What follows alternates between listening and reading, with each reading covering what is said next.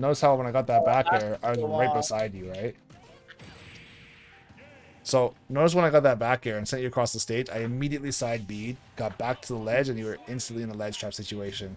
Even Yeah. though I hit with something that is like a combo ender, right? That's the thing, just keeping that pressure. And as you play, if you play slow characters, like Falco's pretty slow, but he has moves that can get him around. Like side B is pretty fast in some situations, like that, I guess, as far as like movement.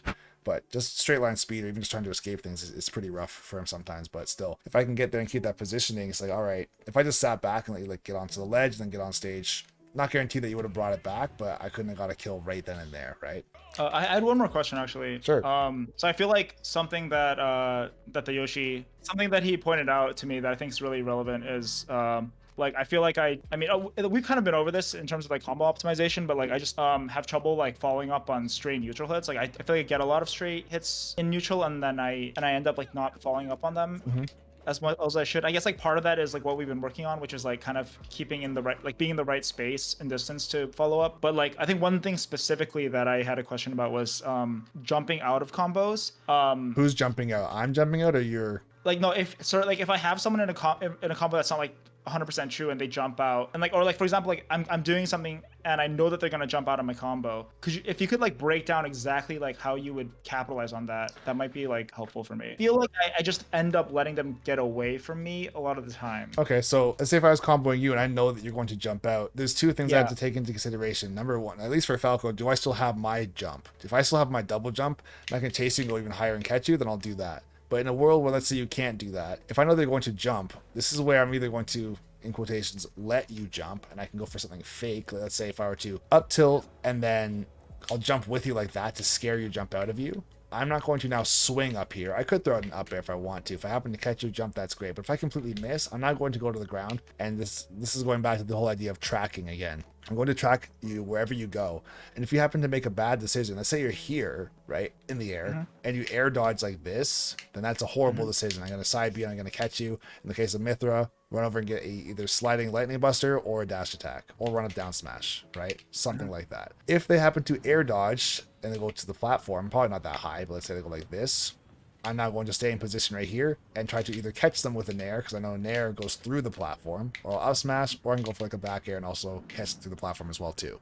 For you, let's say if you do something like you'll go down throw into up air for whatever reason, that's your combo. You go up tilt, up air, let's just say. And at the end of it, they jump at the end. Rather than trying to like get to the ground and then double jump and chase them and catch them at the top, if you throw out your double jump to chase someone when they have already gotten out of hit stun and they have full control of their character, all they have to do to get down is air dodge, right? So to beat that, if you know that they don't have their jump anymore since they wasted it super high up, stay on the ground and force them or force their hand. Either there's the air dodge last second or come down aggressive, because that's all they can do. I will say offline it's much easier to try and catch someone here, but let's just say for the sake of argument here, the best thing that you could go for is if someone air dodges last second right or left, is give yourself a chance to actually react to where they're going. If you try and do it the second it comes out and you just decide to like anticipate, oh, they're probably going to go left, you're going to try and cheat that a little bit. And as they go to the right, you go to the left because you messed up.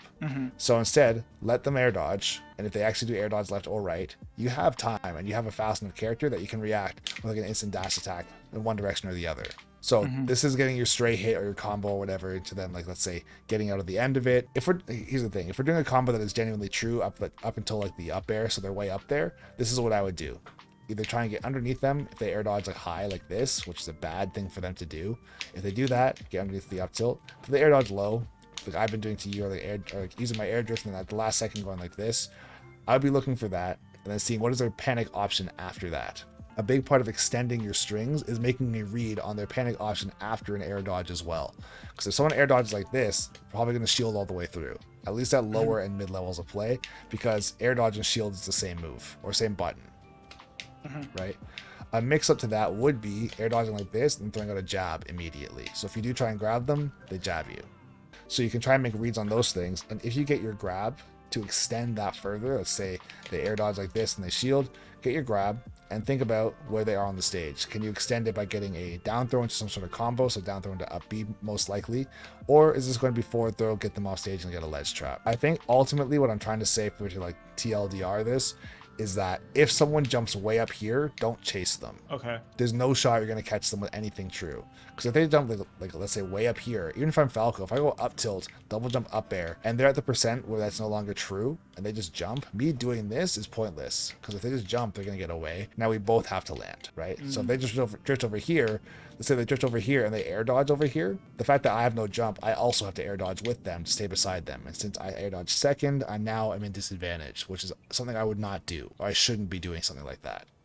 That makes sense. Right? So instead of going like this, completely missing, then like air dodging with them, which you should never ever even see realistically, I'm just going to stay on the ground and scare them. I'm going to go walk underneath them, go an up tilt, up air, whatever it might be. And if they happen to air dodge over here, if I happen to miss, I'll go for up tilts right here, go for like fair, I'll go for like back air, whatever, right here, right? I'll smash depending on their percent. That's what I'm going to go for. You could think of extending strings as a series of bread and butters linked together, or a series of combos linked together, where it's like I have up tilt into up air, into read and air dodge, into another up tilt into fair, and then let's say they waste their, or let's say they air dodge into here, in which case I could scare them, jump onto the platform and get a grab, right? I can go like this, go through the platform, go for like an up tilt, or I come down, go for like an up smash here as well, something. Let's say if they happen to air dodge like this. And I've talked about this for a long time, but basically, and I'll say it again, you can't catch someone slipping if you never let them slip. This is how you link your combos together. Let someone mess up and waste their jump or air dodge, because at low and mid levels of play, they think they escaped. At high levels of play, you might have just killed yourself by air dodging or jumping. That's the take home message. I don't know, here's the thing. If a combo is true and you can do the combo, then do the combo. But once it's done, you're immediately scouting out air dodges, double jumps, or aerials. Whatever they do, if they air dodge, it's a free dash attack or free grab or potential free run up, down tilt, or up tilt, depending on how close they are. If they jump, very strong chance that they're going to try and land somewhere far away from you. So look at their aerial drift and look to see if they happen to air dodge. If they air dodge low and they try and make it much harder for you to react, you might get a dash attack or a dash grab. If it's someone who comes down aggressive with aerials, run underneath their aerial and shield, and either up smash out of shield, nair out of shield, or up B out of shield, or you can go beside them and catch their landing leg with like an F smash, so you can outrange their landing option. That's the strategy. So this is how you put someone in a vortex, basically. That's all I was doing when I was playing Mithra against you. I literally was like, if it felt like everything was true, obviously it wasn't.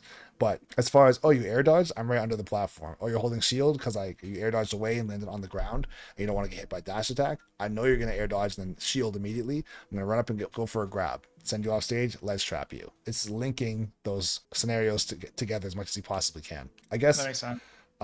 Another part of it too, just to know when you're playing, you should know what phase of the game that you're in as well. And what I mean by that is, are you in neutral? Are you in juggle situation, a sharking situation, a ledge trap situation, a tech chase situation?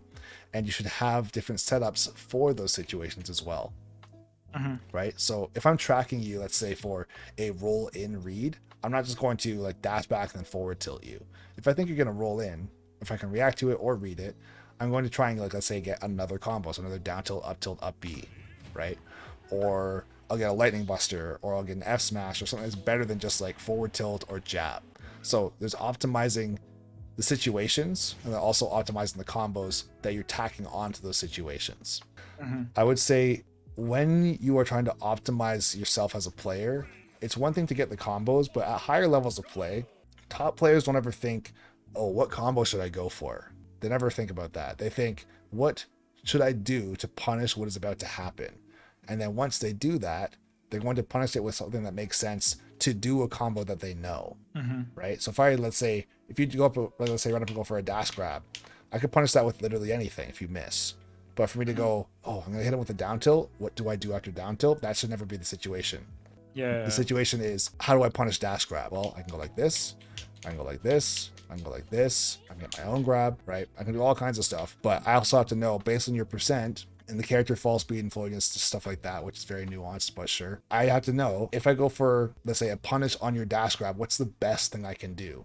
Then from there, I'm playing a one-player game, at least for a little bit. My down tilt combo, my raw back air combo, whatever. After that combo's over, I'm scouting the air dodge, the jump, or the aerial, and then I'm going to try and say, okay, if he comes down with an aerial, what can I do to punish that? Or the jump or whatever. And you do that over and over again. That's the game. Got it. Makes sense? That makes sense. Okay. I think I definitely am guilty of not giving myself like a chance to like react to things. Yeah, I think that's Yeah. it's also an online thing. I won't lie, where it's like you kind of finesse yourself pretty hard because it's like if I try to react, they just escape for free. So now you've conditioned yourself to believe that you have to play a certain way, and online you genuinely do. You can't cheat the system and just be beyond input delay, right? So that's why you get a lot of bad habits where it's like someone could air dodge left or right, and I'm just gonna hope to God that they just air dodge in, so I go like this. And if they don't, if they like, let's say air dodge like this, then I completely missed. Or they come down aggressive, then I went underneath them and now I'm getting hit. So it's a hard environment online to do all reads, but it still can be useful.